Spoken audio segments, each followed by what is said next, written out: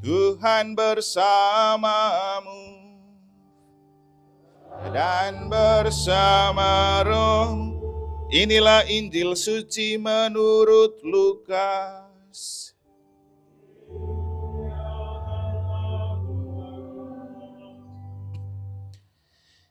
Pada waktu itu Tuhan menunjuk 72 murid. Ia mengutus mereka berdua-dua mendahuluinya ke setiap kota dan tempat yang hendak dikunjunginya. Berkatalah ia kepada mereka, tuaian banyak, tetapi pekerjanya sedikit. Sebab itu mintalah kepada Tuhan yang empunya tuaian, agar ia mengirimkan pekerja-pekerja ke tuaian itu. Pergilah, camkanlah, aku mengutus kalian seperti anak domba di tengah-tengah serigala. Janganlah membawa pundi-pundi atau bekal atau kasut, dan janganlah memberi salam kepada siapapun selama dalam perjalanan. Kalau memasuki suatu rumah, katakanlah lebih dahulu, damai sejahtera bagi rumah ini. Dan jika di situ ada orang yang layak menerima damai sejahtera, maka salamu itu akan tinggal padanya. Tetapi jika tidak, maka salamu kembali kepadamu. Tinggallah di dalam rumah itu, makan dan minumlah apa yang diberikan orang kepadamu, sebab seorang pekerja patut mendapatkan upahnya. Janganlah berpindah-pindah rumah.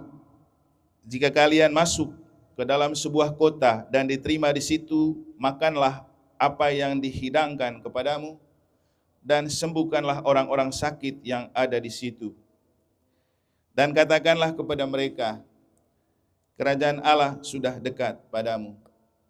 Tetapi jika kalian masuk ke dalam sebuah kota dan tidak diterima di situ, pergilah ke jalan-jalan raya kota itu dan serukanlah juga, debu kotamu yang melekat pada kaki kami, kami kebaskan di depanmu.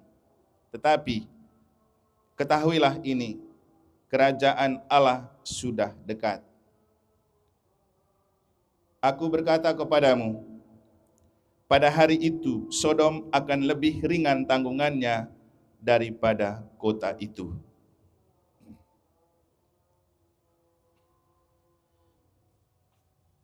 Demikianlah sabda Tuhan.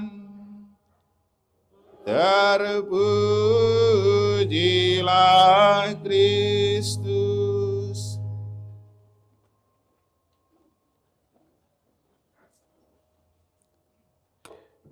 Aku percaya akan melihat kebaikan Tuhan di negeri orang-orang yang hidup. Suster, Bapak Ibu, saudara-saudari, adik-adik dan anak-anak sekalian yang saya kasihi dalam Tuhan. Inilah referen Mazmur yang telah kita dengar, yang juga kita maknai lebih dalam untuk memaknai perayaan hari ini yang kita rayakan untuk mengenang dan mendoakan Oma atau Mama Maria Magdalena yang telah dipanggil Tuhan 40 hari yang lalu, juga Opa Papa Bernardus Sore yang telah dipanggil Tuhan 2 tahun yang lalu.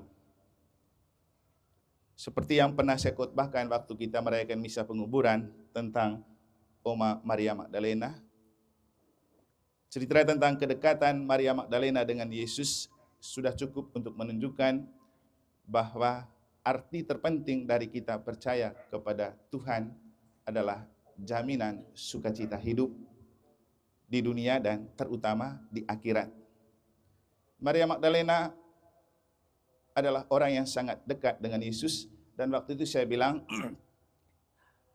Yesus dia jadikan sebagai cinta terakhir bagi hidupnya. Walau waktu masih muda dan kecil, dia memiliki Yohanes murid yang dikasih Yesus sebagai cinta pertama. Bapak Ibu, kita semua pasti punya cinta pertama di dunia ini, tetapi seringkali terjadi orang susah menikah dengan cinta pertamanya. Benar ya, Kaleksia? Atau Bapak Ibu yang sudah menikah, pasti langka sekali orang menikah dengan cinta pertamanya. Tapi kalaupun sudah Anda menikah, belum tentu orang yang kepadanya kamu menikah juga cinta terakhir. Karena apa? Ya, ada beberapa kemungkinan. Tapi dengan tolak dari pengalaman Maria Magdalena, saya ingin mengajak Bapak Ibu untuk menjadikan Tuhan Yesus sebagai cinta terakhir supaya kita pantas masuk hidup terakhir di akhirat bersama Yesus. Jadikan Yesus sebagai cinta terakhir supaya akhirnya kita hidup di akhirat bersama Yesus. Nah, ketika kita bicara tentang menikmati kebaikan Tuhan di negeri orang-orang hidup, pertanyaannya, di mana itu negeri orang-orang hidup? Sebenarnya kalau kita mengkaji lebih jauh, negeri orang-orang hiduplah yang disebut dengan surga. Karena di surga tidak ada kematian lagi. Di situ adalah kumpulan orang yang mati di dunia tapi hidup untuk selamanya. Dan Santo Paulus pernah menulis bahwa hidup hanyalah diubah, bukan dilenyapkan. Maka bagi kita kematian tidak perlu menakutkan, karena kematian bukanlah kebinasaan atau akhir dari kehidupan, tapi sebuah proses perubahan hidup dari mengakhiri hidup di dunia, tapi hidup selamanya bersama Allah. Itulah negeri orang-orang hidup. Kenapa dunia tidak disebut negeri orang-orang hidup? Ya karena di dunia masih ada kematian. Walaupun di dunia kita hidup, pasti akan berakhir dengan mati. Nah kadang-kadang juga, waktu meninggalnya siapa itu saya berbicara tentang pengakuan dari seorang filsuf bernama Gabriel Marcel di Prancis. Ketika waktu kecil dia mengalami peristiwa kematian mamanya, lalu kemudian ia terus berpikir dan haus akan perhatian dan cinta dari seorang ibu. Setelah dia terus bergulat dan berefleksi dengan kematian ibunya, akhirnya dia menemukan bahwa begitu manusia lahir dia sudah siap untuk mati. Tetapi kematian bukanlah akhir dari segala-galanya, karena di balik kematian ibunya yang tidak pernah mati adalah cinta. Maka yang kekal sebenarnya adalah cinta. Dan di dunia ini banyak orang hidup tapi mengalami kematian cinta. Makanya memang dunia ini tidak pantas disebut sebagai negeri orang-orang hidup. Juga mungkin banyak orang yang hidup dan mati rasa. Tapi yang paling pasti akhirnya semua orang hidup pasti mati. Kalau di surga, setelah kita masuk surga tidak ada mati lagi. Nah, itulah yang dimaksudkan dengan negeri orang-orang hidup. Dan referen Mazmur menulis, aku percaya akan melihat kebaikan di negeri orang-orang yang hidup. Maka Bapak Ibu, kita itu percaya kepada Tuhan bukan hanya untuk supaya kita beriman, tapi juga kita percaya bahwa dengan iman, suatu saat kita melihat kebaikan secara sempurna di negeri orang-orang hidup. Selalu di kitab suci ditulis bahwa di dunia ini, kita tidak akan pernah melihat Tuhan secara sempurna dari face to face. Kita hanya menemukan kehadiran Tuhan dalam bayang-bayang. Makanya setiap kali kita berdoa, kita tidak bertemu dengan Tuhan. Tapi kesempurnaan perjumpaan dengan Tuhan dari muka ke muka itu akan terjadi setelah kita mati. Tapi masalahnya, tidak semua kematian mengantar kita kepada menatap Tuhan dari wajah ke wajah. Karena tergantung pada kita jalan melalui siapa dan kita lewat pintu mana.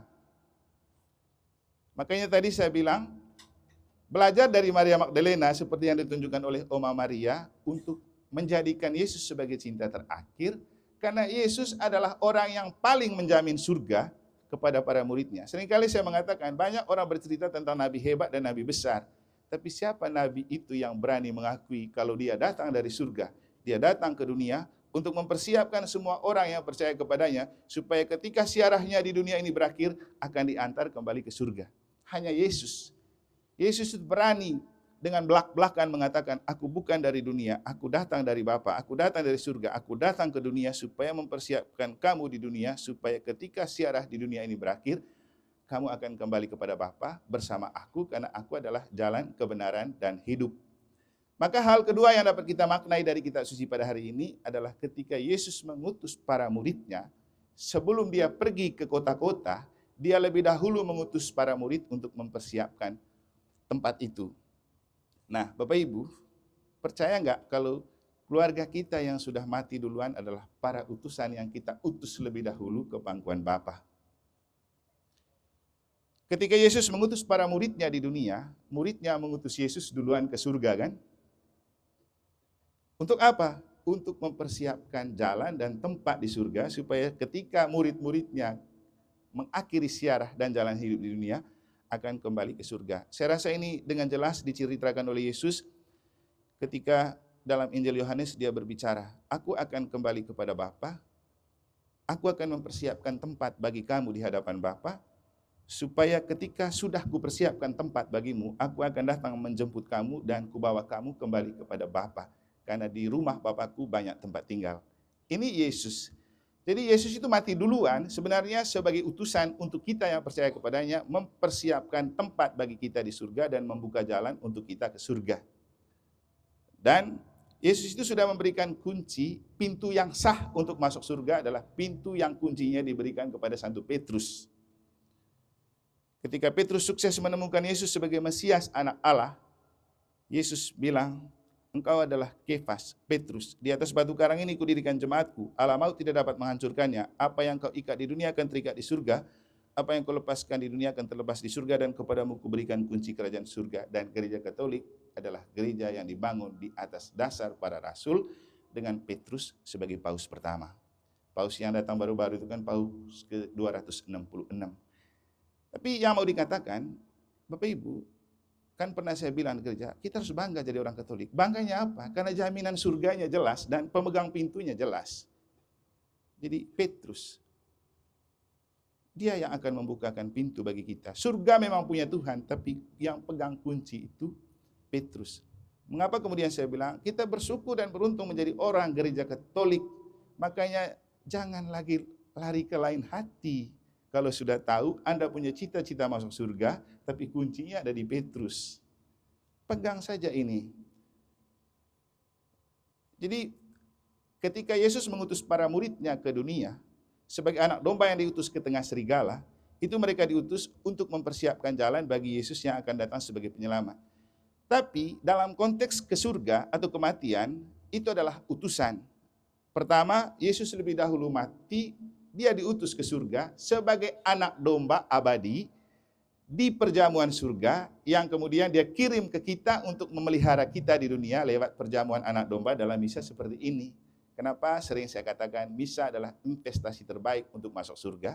Karena kita masuk surga itu kita mencicipi perjamuan anak domba abadi di surga yang sudah kita latih ketika kita mencicipi anak domba dalam misa.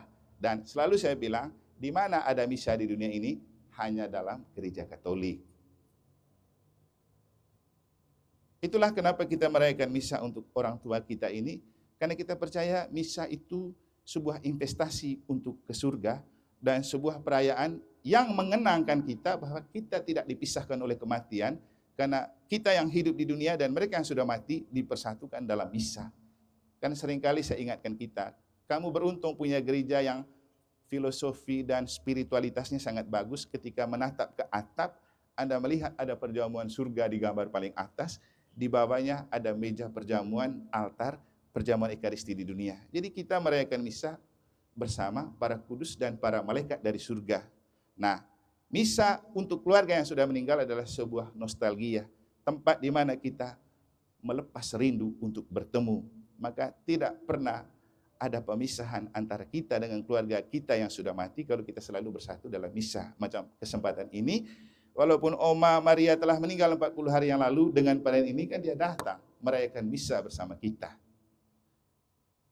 Pasti koleksi mereka merasa bahagia begitu, bisa melepaskan rindu untuk Oma yang sudah meninggal 40 hari lalu dan Opa 2 tahun lalu. Dengan ekaristi ini kita berdoa untuk mereka, kita sebut nama mereka, kita pasang pose foto mereka, seolah-olah mereka sedang berada bersama kita. Dan apalagi kalau misa adalah perjamuan surga yang ada di dunia, berarti kita sedang berada bersama mereka. Jadi Bapak Ibu Saudara-saudari, ketika saya mengatakan, percaya nggak kita bahwa orang yang mati itu adalah utusan kita ke surga? Harus percaya. Kenapa? Ketika mereka masuk surga, mereka berada bersama para kudus, kan mereka menjadi pendoa untuk kita di sana.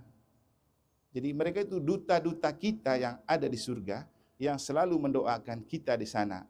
Dengan catatan, kita juga selalu berdoa untuk mereka. Saya sendiri, seorang imam, saya wajib pulang kampung.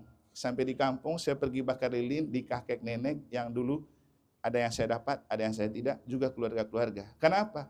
Saya percaya mereka selalu berada di depan, mereka selalu berjalan bersama, mereka selalu mendoakan saya di tempat dimanapun saya bertugas untuk menampakkan secara konkret rahmat Allah itu kepada kita. Bapak Ibu, di surga Tuhan tidak tahu siapa keluarganya siapa. Misalnya, koleksi. Ketika ada orang tuanya sudah di surga, Dia tahu siapa anaknya, dia tahu siapa cucunya, lalu dia minta kepada Tuhan, Bapak tolong perhatikan anak saya di sana itu, dia selalu mendoakan saya, kirim dia rahmat. Nanti kita penuh rahmat. Tapi kalau kita menjadi anak dan cucu yang tidak pernah mendoakan mereka, mereka juga tidak mendoakan kita di hadapan Allah. Maka terus-terus berdoa untuk orang yang sudah meninggal, supaya mereka selalu mendoakan kita di hadapan Allah. Kita dapat rahmat. Kami pastor dapat intensi misa ya, kalau doakan orang meninggal terus-terus.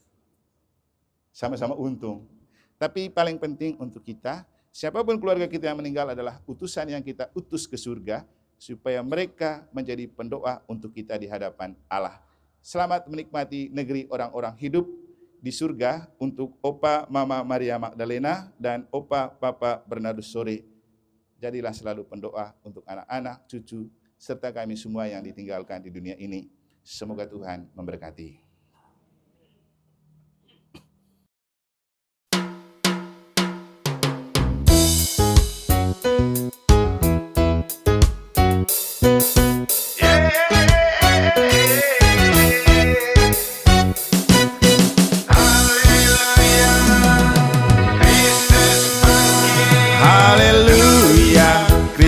Telah bangkit, dosa dan maut telah dikalahkan, kuasa Allah, Yesuslah Putra Bapa. Mari bangkit bersama Kristus, jadi saksi bagi dunia. Bapak Ibu Saudara-saudari, Abang yang memulai, Romo yang menyempurnakan. Cerita 40 hari tadi bagus. Pertama memang tentang perjalanan Yesus selama 40 hari di padang gurun, tapi juga 40 hari setelah dia meninggal, itu juga saat di mana dia menampakkan diri kemana-mana. Hari ke-40 baru naik ke surga. Nah, inilah dua alasan kenapa kita sering merayakan saudara kita yang meninggal ketika mengenang 40 hari. Yang berikutnya, terima kasih kepada semua keluarga dan kita semua yang hadir pada kesempatan ini. Tadi Romo Cece ada ikut doa Rosario di tempatnya Ibu Lice. Hari ini juga merayakan ulang tahun. Rater juga tadi pergi ke tempat, ada yang undang untuk merayakan doa ulang tahun. Pokoknya makin banyak kita berkumpul untuk berdoa, makin jayalah gereja Mataram dan Ampenan juga ya. Saya rasa kedua orang tua ini ketika memilih anaknya bernama Petrus, itu karena mereka rindu masuk surga, supaya mereka sudah sogok memang Santo Petrus, sehingga ketika mereka mati langsung dibukakan pintu, karena mereka sudah menamakan anaknya juga Petrus. Mari kita mohon berkat Allah untuk mengakhiri perayaan Ekaristi.